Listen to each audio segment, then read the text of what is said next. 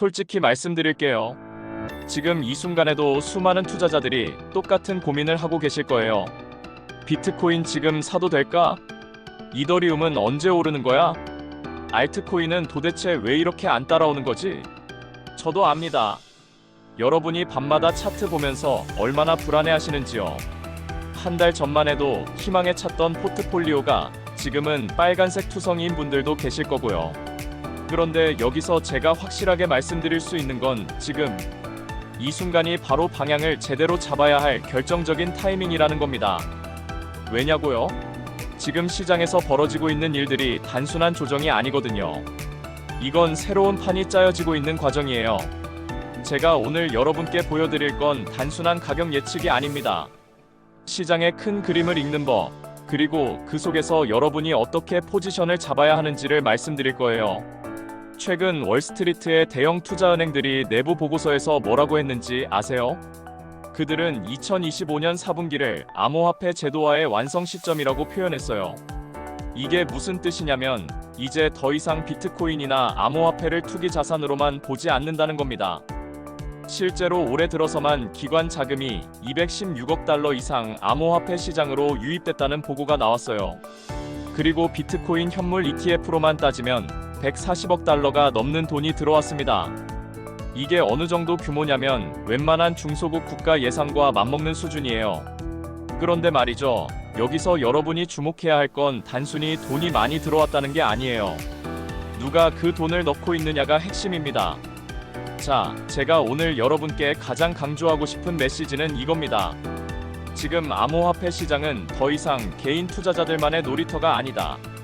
이 말이 무섭게 들릴 수도 있어요. 하지만 오히려 이건 여러분에게 엄청난 기회입니다. 왜냐고요? 기관이 들어온다는 건 시장이 안정화된다는 뜻이고 장기적으로 우상향할 가능성이 훨씬 높아진다는 의미거든요. 제 친구 중에 한 명이 작년에 이런 말을 했어요. 야, 비트코인 ETF 나오면 무조건 대박이야. 레버리지 최대로 끌어서 올인할 거야. 그 친구는 정말로 그렇게 했고요. 근데 결과가 어땠냐면요. 한 번에 급락에 청산당하고 원금의 절반을 날렸습니다. 그 친구는 지금도 후회하고 있어요. 차라리 현물로 꾸준히 모았으면 지금쯤 수익이었을 텐데. 이 이야기를 왜 했냐면요. 호재만 믿고 무작정 뛰어드는 건 정말 위험하다는 걸 보여드리고 싶어서예요. 지금 필요한 건 전략입니다. 근거 1. ETF 유입과 온체인 데이터의 신호. 최근 비트코인 현물 ETF 데이터를 보면 흥미로운 패턴이 보여요. 블랙록의 IBIT 같은 경우는 하루에 5억 달러 이상의 유입이 기록된 날도 있었고요. 피델리티, 비트와이즈 같은 대형 자산운용사들도 꾸준히 매수세를 이어가고 있습니다. 그런데 여기서 더 중요한 건 온체인 데이터예요. 거래소 유입량이 올해 들어 역대 최저 수준을 기록하고 있다는 거 아시나요? 이게 무슨 뜻이냐면 사람들이 비트코인을 거래소에 보내서 팔려고 하지 않는다는 겁니다. 오히려 개인 지갑으로 빼서 장기 보유하려는 성향이 강해지고 있어요. 실제로 비트코인 축적 주소, 그러니까 한 번도 매도하지 않고 계속 사기만 한 지갑의 보유량이 역대 최고치를 찍었습니다. 현재 약 29만 8천 개의 비트코인이 이런 주소에 묶여 있어요. 원화로 환산하면 대략 5조 원이 넘는 규모죠.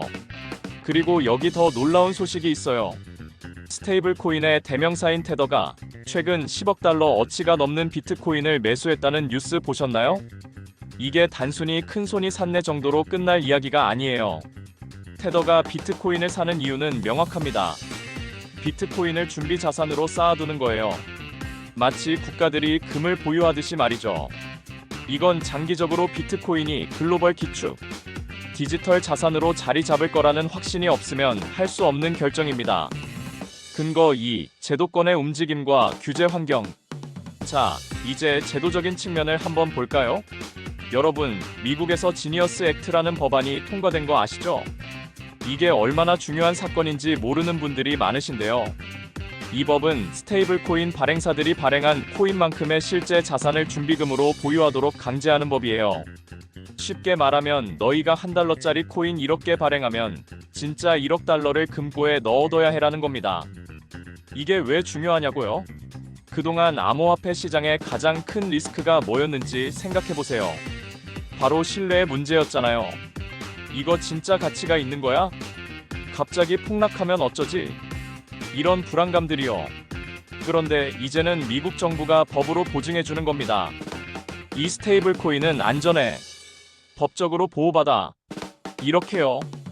유럽도 마찬가지예요. 미CA라는 규제 프레임워크를 만들어서 암호화폐 시장 전체를 관리하기 시작했어요. 홍콩도 스테이블 코인 조례를 통과시켜서 발행사들에게 라이선스를 요구하고 있고요. 제가 최근에 금융권에 있는 선배님을 만났는데요. 그분이 이런 말씀을 하시더라고요.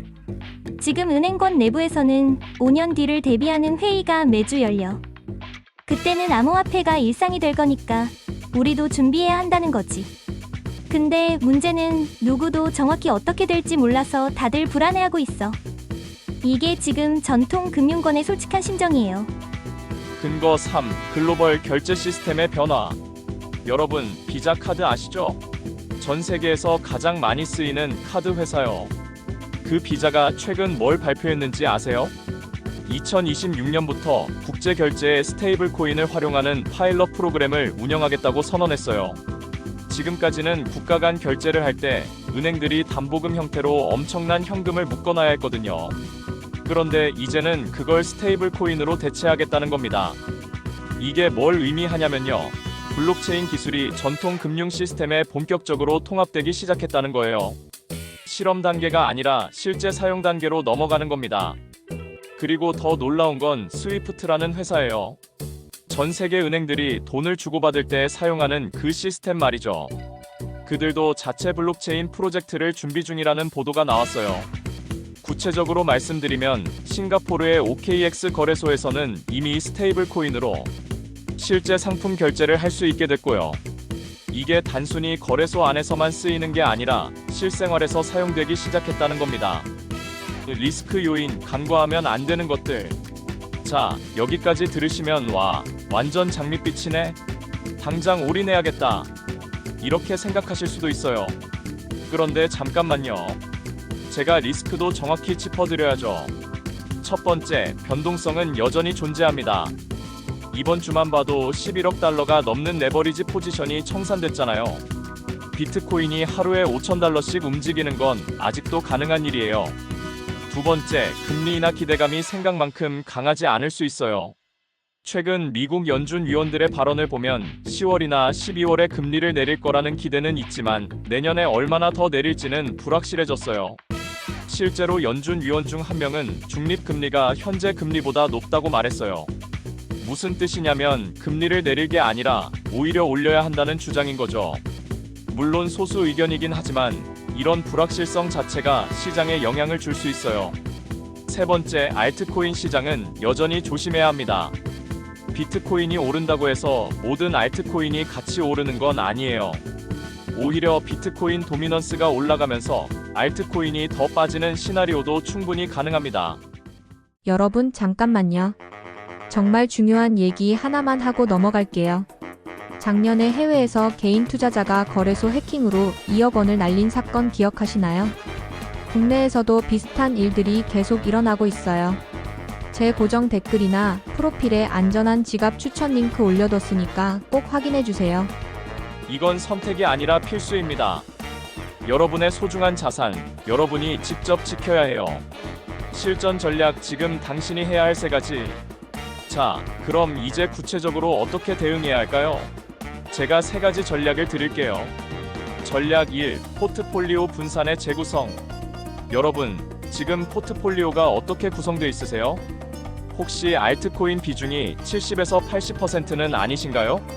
지금이라도 재조정이 필요해요. 제 추천은 이렇습니다. 전체 암호화폐 자산의 60%는 비트코인, 20%는 이더리움, 나머지 20%를 성장 가능성 있는 알트코인이나 스테이블 코인으로 가져가세요. 왜 이렇게 하냐고요? 비트코인은 변동성이 크지만 장기적으로는 우상향하는 자산이에요. 이더리움은 생태계가 탄탄하고요. 그리고 나머지 20%로 큰 수익을 노리되 이뤄도 전체 포트폴리오가 무너지지 않는 구조를 만드는 겁니다. 전략 2. 분할 매수의 힘. 절대로 한 번에 올인하지 마세요. 여러분이 투자하려는 금액이 있다면 최소 서너 번으로 나눠서 사는 겁니다. 제가 2021년에 실수한 게 있어요. 비트코인이 6만 달러 넘어갈 때 이제 10만 달러까지 가겠지 하면서 모아둔 돈을 한 번에 다 넣었거든요. 그리고 뭐가 됐냐면요. 3만 달러까지 떨어지는 걸 속수무책으로 지켜봐야 했어요. 그때 분할 매수를 했더라면 평단가를 훨씬 낮출 수 있었을 텐데 말이죠. 전략 3. 세금과 출구 전략. 이건 많은 분들이 간과하시는 부분인데요. 수익이 났을 때 어떻게 정리할 건지 미리 계획을 세워두세요. 한국에서는 암호화폐 수익에 대해 내년부터 세금이 부과될 예정이잖아요. 그럼 여러분은 어느 시점에 차익을 실현할 건지, 그리고 그때 세금은 얼마나 나올 건지 계산해 봐야 해요. 제 경우는 전체 포트폴리오가 100% 수익이 났을 때 30% 정도를 정리하는 걸 원칙으로 하고 있어요. 그리고 그 돈으로 다시 하락장에서 분할 매수를 하는 거죠. 자, 여러분. 지금까지 엄청나게 많은 내용을 다뤘어요. 혹시 머리가 복잡하신가요? 괜찮아요. 천천히 다시 보시면서 정리하시면 됩니다. 핵심만 다시 한번 말씀드릴게요. 첫째, 기관의 시대가 시작됐습니다. 이건 단기적으로는 변동성을 만들 수 있지만 장기적으로는 시장 안정화를 의미해요. 둘째, 제도가 갖춰지고 있습니다. 미국, 유럽, 아시아 모두 암호화폐를 정식 자산으로 인정하는 방향으로 가고 있어요. 셋째, 실물 경제와의 연결이 시작됐습니다. 더 이상 투기만의 영역이 아니라 실제 결제와 금융 시스템에 통합되고 있어요. 그렇다면 여러분은 어떻게 하셔야 할까요? 패닉에 빠져서 손절하실 건가요? 아니면 무작정 물타기 하실 건가요? 둘 다 아니에요. 지금 필요한 건 전략적 접근입니다. 포트폴리오를 재구성하고 분할 매수 계획을 세우고 리스크 관리를 철저히 하는 거예요. 그리고 이 영상이 도움이 되셨다면 구독 버튼 꼭 눌러주세요. 제가 앞으로도 시장 분석과 실전 전략을 계속 업데이트해 드릴게요.